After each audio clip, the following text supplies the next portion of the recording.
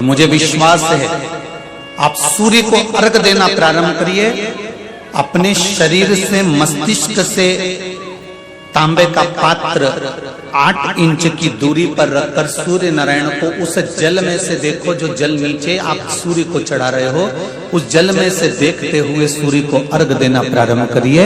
और धीरे धीरे, अगर बीमारी है तो बिल्कुल स्लो एकदम धीरे धीरे उस पानी को छोड़िए। और पानी को छोड़ने के बाद आप बाबा का केवल सूर्य की आराधना, सूर्य को जल देना प्रारंभ कर दीजिए। 15 से 20 दिन कर कर देखो, धीरे धीरे शुगर और बीपी लेवल में आना प्रारंभ हो जाएगी। अर्घ तो दो, 15 दिन, 20 दिन, 1 महीना, 2 महीना, तुम्हें लगे किसी और वाला हमारा झूठ बोल रहा है, मत देना, तुम्हारे हाथ। शिव साधना का जो सर्वप्रथम फल है वो नेत्रों को प्राप्त हो। इसलिए जो श्री शिवाय नमस्तुभ्यम जपता है, पंचाक्षर मंत्र नमः शिवाय जपता है, या षडाक्षर मंत्र ओम नमः शिवाय जपता है, या शिवजी के मंदिर में जाकर 1 लोटा जल चढ़ाता है, श्री शिवाय नमस्तुभ्यम का उच्चारण जो दिन भर में कम से कम 11 बार 21 बार भी अपनी जिह्वा से कर लेता है, तो कहा उसके नेत्र सिद्ध होते चले जाते हैं। उसकी दृष्टि पड़ने से भी जीव का कल्याण हो जाता है, मात्र दृष्टि। कई बेटियां कहती हैं क्या मेरी सरकारी नौकरी लगेगी? हम उनसे पूछते हैं तुम सरकारी नौकरी करोगे? हाँ। लगेगी? हाँ।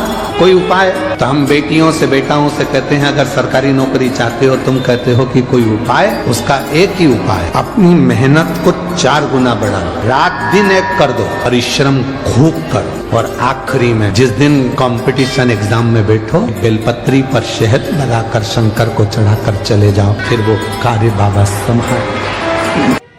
क्यों महापुराण का कौमार खंड वर्णन करता है जब व्यक्ति बहुत ज्यादा उलझनों में कहीं एकदम अचानक घिर जाए और उसका कोई निर्णय निकल ही नहीं रहा। शिवपुराण की कथा कहती है मरना उसका कोई हल नहीं है। उस समय पर केवल एक काम कर, 1 कनेर का फूल और 1 दुर्वा दोनों ले जा। जया, विषहरा, शामलीवारी, दौतली और देव। शिव जी की जो 5 लड़कियां हैं, इन 5 लड़कियों का नाम लेकर 1 कनेर का फूल और 1 दुर्वा जो भगवान शंकर को उत्तर की ओर मुख कर कर शिवलिंग पर समर्पित कर देता है, और 1 लोटा जल धीरे धीरे शंकर भगवान को अपने मन की कामना कर कर जिस उलझन में वो फंसा हुआ है उसका स्मरण करते करते वो शिव जी से अपने मन की बात कहते कहते अगर जल उसी दुर्वा, उसी कनेर के फूल के ऊपर शिवलिंग पर जो चढ़ा हुआ है उस पर समर्पित करता है, कहते हैं 4 घंटे भी नहीं लगते। 3 महीने तो जान दो, 3 दिन भी जान दो, 4 घंटे भी नहीं लगते और देवाधिदेव महादेव उस व्याधि से उसको निकालना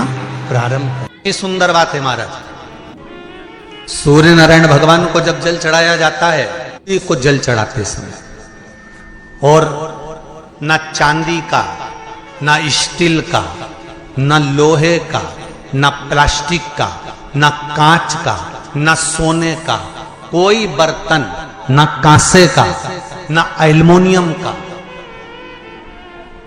न पीतल का, केवल एक पात्र होना चाहिए, वो है तांबे का।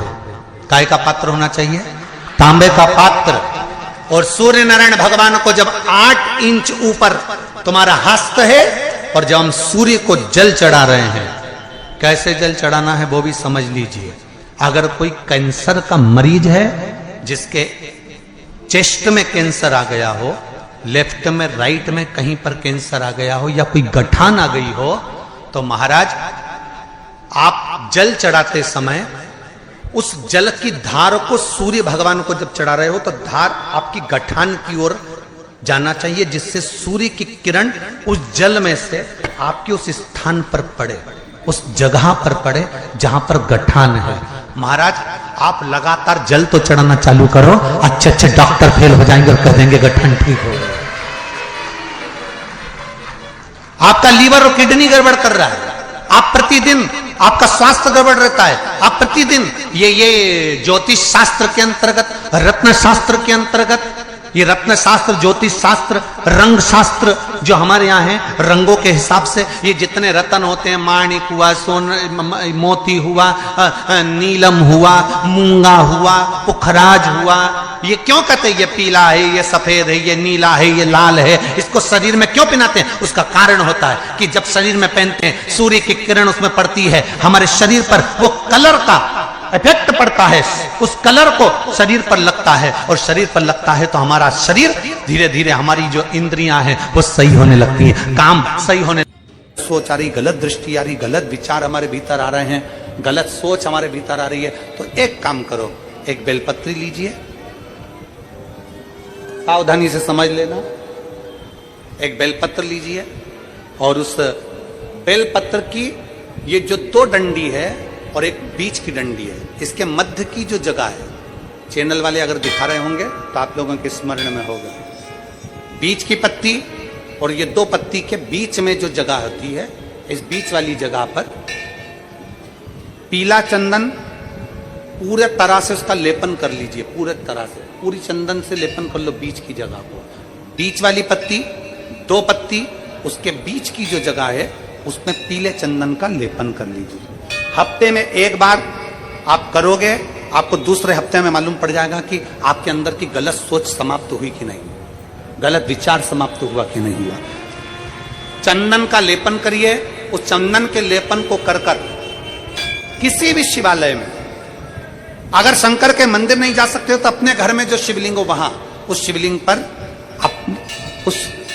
पर आप उसको समर्पित कर दो, तुम्हारी मर्जी पड़े जैसी चढ़ा दो, बस शंकर के शिवलिंग पर चढ़ा दो। कुछ देर मंदिर में हो तो नंदी के पीछे, अगर मंदिर में हो तो नंदी के पीछे, और घर में हो तो किसी भी स्थान पर सुख आसन लगाकर, सुख आसन मतलब जैसे हम बैठे हैं पालकी लगाकर, दोनों सुखासन मतलब आराम से बैठकर, सुखासन लगाकर, और अपनी सीधी साइड की नासिका को बंद करना है और उल्टी नासिका से श्वास लेना है।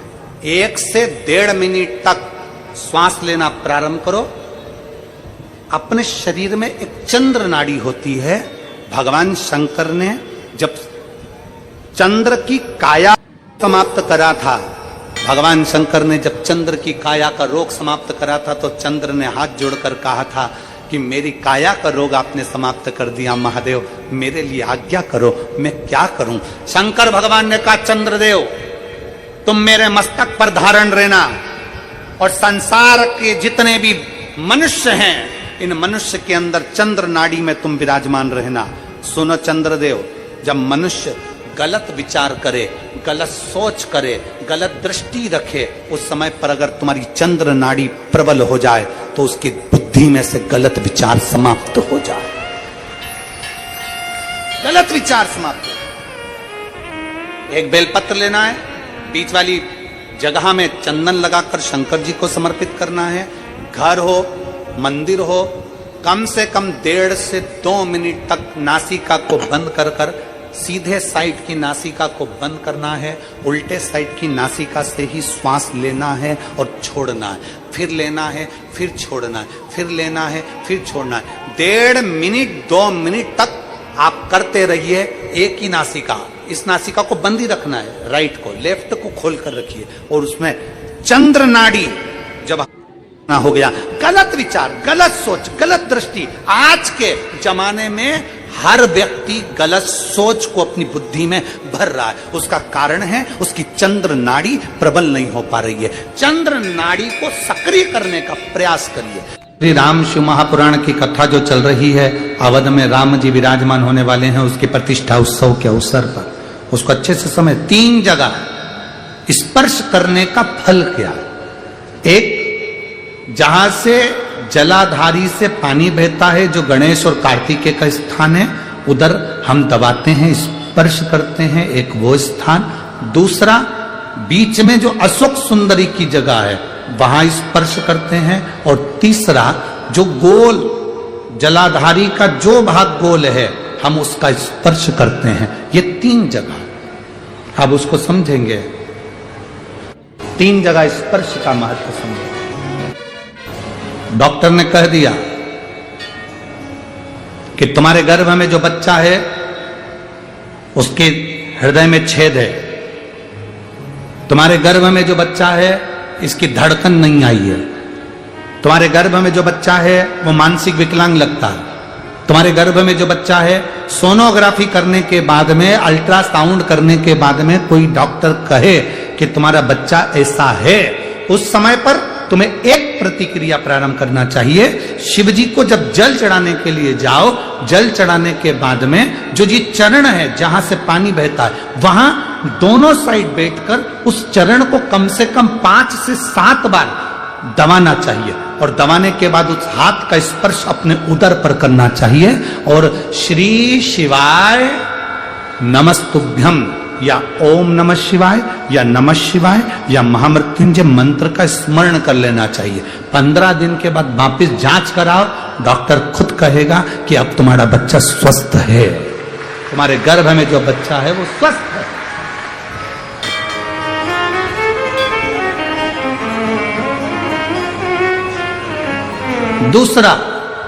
दूसरा स्पर्श, शिवलिंग जलाधारी, दोनों चरण, बीच में अशोक सुंदरी, दूसरा स्पर्श अशोक सुंदरी का। किसी लड़के की उम्र, किसी लड़की की उम्र 35 साल हो गई, 40 साल हो गई, 25 साल हो गई, 30 साल हो गई, विवाह का कोई योग नहीं बन रहा।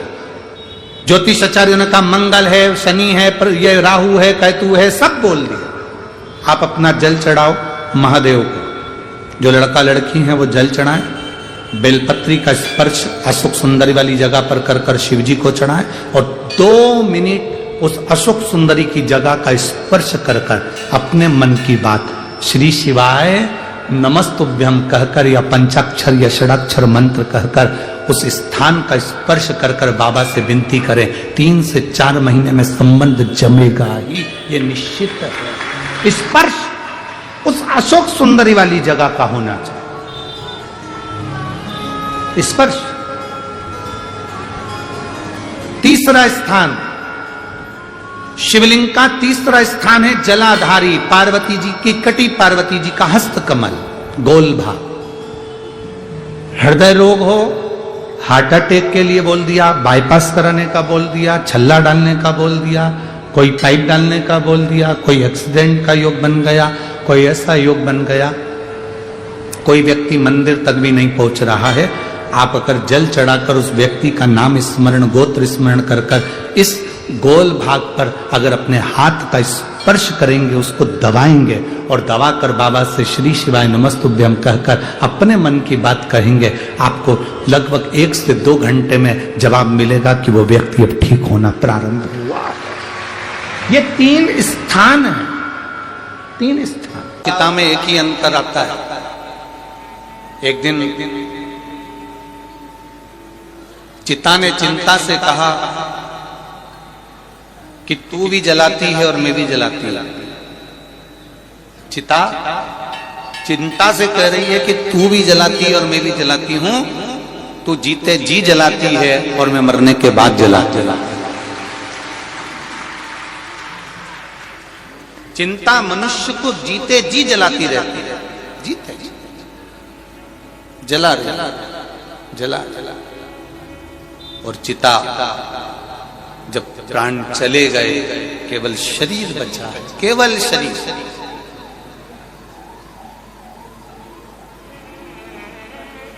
तब उस शरीर को ले जाकर वहां जला दिया। चिंता और चिता में एक ही अंतर भारी है कि चिंता मनुष्य को जीते जी जला देती है और चिता मरने के बाद जला देती है। पर यदि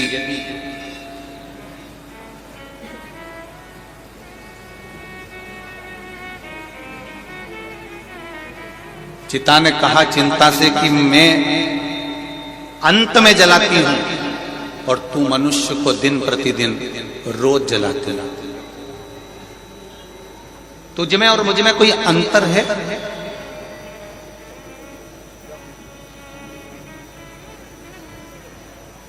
चिता कह रही है चिंता से, तुझ में और मुझ में कोई अंतर है? तब चिंता ने कहा मुझ में और तुझ में केवल एक अंतर है। वो कौन सा अंतर? तो चिंता कहती है कि मेरा काम है जलाना, मेरा काम है लोगों को चिंता देना, पर यदि उनकी चित्तवृत्ति, उनका मन, उनकी दृष्टि यदि महादेव के चरणों में है तो चिंता कहती है फिर मैं जला नहीं पाऊंगा, फिर मैं जला नहीं पाती।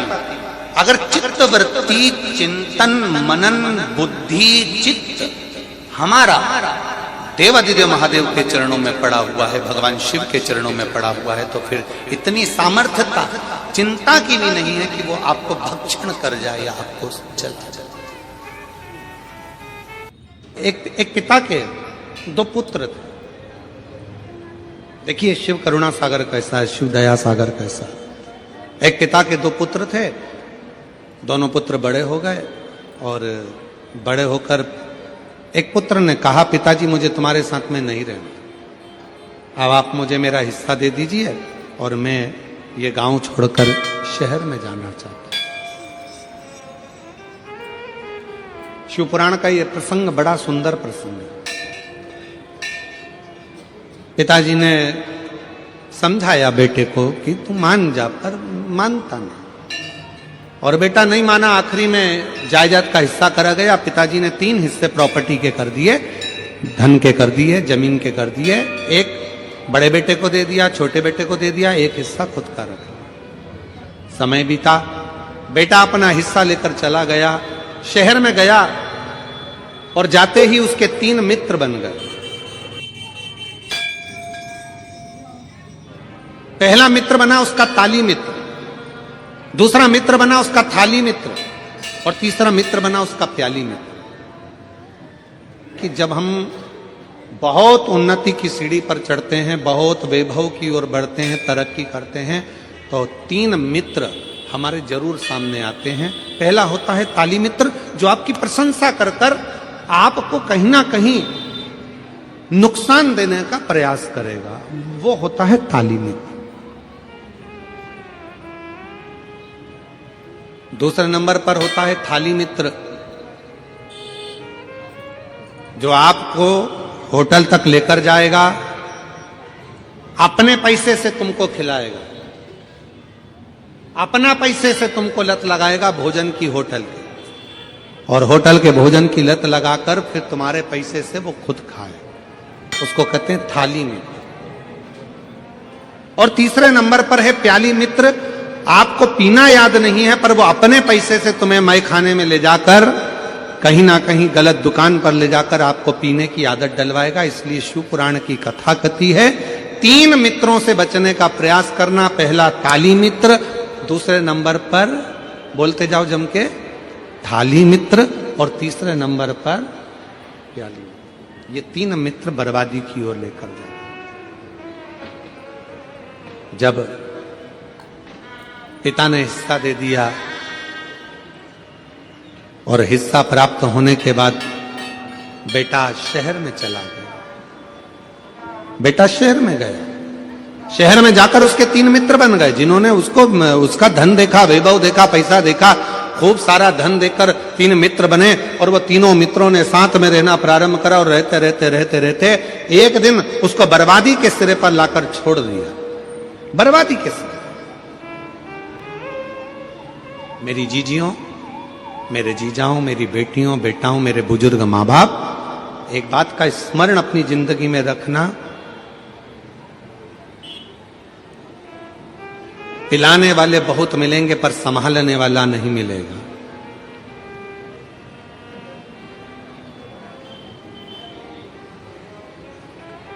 बर्बाद करने वाले ढेर मिलेंगे पर आबाद करने वाला कोई ना मिलेगा। इसलिए अपनी सावधानी अपने साथ में होना बहुत जरूरी है। उन पर ले जाने वाले ये 3 मित्र भी साथ छोड़ दिए, कुछ भी उसके पास में नहीं बचा। तब उसके स्मरण में आया, अब करूं तो करूं क्या? क्या अपने गांव वापिस चले जाऊं? अगर गांव जाऊंगा पिताजी धक्का मारकर निकाल देंगे तो कहां जाऊंगा? फिर भी एक बात प्रयास करता हूं कि गांव जाता हूं। मित्र के पास गया, पहले गया अपने मित्र ताली मित्र के पास, अरे यार तू तो मेरा साथ देता था, मेरे को बस गांव जाने के लिए मुझे 100 रुपए दे दे। 100 रुपए ना दिए। फिर गया थाली मित्र के पास में जो होटल में बैठकर साथ में खाता था, उससे कहा मुझे थोड़ा सा पैसा चाहिए, मुझे गांव जाना है। उसने भी नहीं दिया। प्याली मित्र में नहीं दिया। तब अकेला पैदल पैदल पैदल पैदल अपने गांव पर जा रहा, पैदल पैदल। और जब गया देखा पिताजी खेत में काम कर रहे थे, खेत में काम कर रहे। देखा काम करते करते पिताजी का ध्यान गया अपने बेटे पर, और बेटे पर जो ध्यान गया तो पिताजी ने बाहें फैला ली, और जैसे ही बाहें फैलाई बेटा दौड़ कर गया और पिता के गले लग गया। पिता के जैसे ही गले लगा तो बेटा रोकर, धड़क कर रोकर कहता है, पिताजी मैंने पूरा धन बर्बाद कर दिया, पूरा पैसा मेरे दोस्तों ने खा लिया, सब कुछ में बर्बाद हो गया, सारे पैसे को मैंने गलत जगह पर लगा दिया, और तो भी आपने मुझे अपने गले से लगा लिया। पिताजी ने कहा बेटा धन चले गया कोई बात नहीं, संपदा चली गई कोई बात नहीं, पर तू तो मेरे पास में आ गया ना, चिंता मत कर, चिंता मत कर, तू मेरे नजदीक में है ना। जैसे एक पिता अपने पुत्र के लिए बाहें फैलाकर, हाथ फैलाकर खड़ा है, और कैसा भी पुत्र है उसको गले से लगा रहा है, उसी तरह मेरा शिव है, उसी तरह मेरा शंकर है, उसी तरह मेरा देव अधिदेव महादेव है, बाहें फैलाकर खड़ा है। जब दुख आए, तकलीफ आए, कष्ट की घड़ी हो, बहुत दुनिया ने धोखा दे दिया, ठोकर लग जाए, तब आखिरी में एक लोटा जल लेकर शिव के शिवालय तक पहुंचना प्रारंभ कर दो। मेरा बाबा तुमको गले लगाना प्रारंभ कर देगा अपने हृदय से।